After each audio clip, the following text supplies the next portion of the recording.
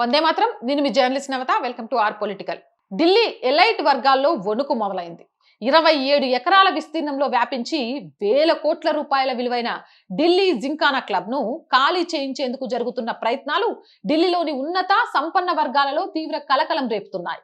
విలాసవంతమైన జీవన శైలికి కేర్ ఆఫ్ అడ్రస్ అయిన ఈ క్లబ్ వ్యవహారం ఇప్పుడు చర్చానీయాంశంగా మారింది. ప్రధానమంత్రి నివాసానికి హై లెవెల్ డిఫెన్స్ జోన్ కు మధ్యలో 1913 నుంచి అంటే బ్రిటిష్ కాలం నుంచి కొనసాగుతున్న ఈ క్లబ్ లోకి సామాన్య మానవుడు అడుగు పెట్టడం అనేది నేటికి అసాధ్యంగానే భావిస్తారు. రాహుల్ గాంధీతో పాటు రాజకీయ వ్యాపార రంగాలకు చెందిన ఎందరో ప్రముఖులు ఇందులో సభ్యులుగా ఉన్నట్లు తెలుస్తోంది. అందుకే ఈ క్లబ్ ని కాపాడుకోవడానికి అత్యున్నత స్థాయిలో తీవ్ర ప్రయత్నాలు, న్యాయ పోరాటాలు మొదలయ్యాయి.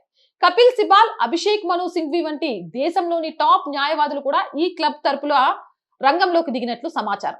అసలు చర్చ క్లబ్ గురించి కాదు, వ్యవస్థ గురించి. ఇక్కడ చర్చ కేవలం ఒక జింకానా క్లబ్ గురించి మాత్రమే కాదు, వేల కోట్ల రూపాయల ప్రభుత్వ భూముల్లో కొద్ది మంది ప్రభావం ఉన్న వ్యక్తుల విలాసాల కోసం ఇలాంటి లగ్జరీ క్లబ్లు నడపడం వెనుక ఉన్న వ్యవస్థ గురించి. ఒకవైపు దేశంలో మెజారిటీ ప్రజలు విద్య, వైద్యం, తాగునీరు, ఉపాధి వంటి కనీస అవసరాల కోసం పోరాడుతుంటే, మరోవైపు ఇలాంటి విలాసాలు సాగడం ఎంతవరకు సమంజసం? ఇలాంటి క్లబ్లు వలస రాజ్యాల నాటి బానిస మానసిక స్థితికి మరియు విఐపి సంస్కృతికి ప్రతీకలు. ఇవి కేవలం అధికారం, రికమెండేషన్లు, లాబాయింగ్ నడిచే మూసివేసిన నెట్వర్క్లుగా మారిపోయాయి. నాణ్యమైన క్రీడలు, సామాజిక బాధ్యత కంటే కేవలం హోదా కోసమే ఇవి వాడుకలో ఉన్నాయి.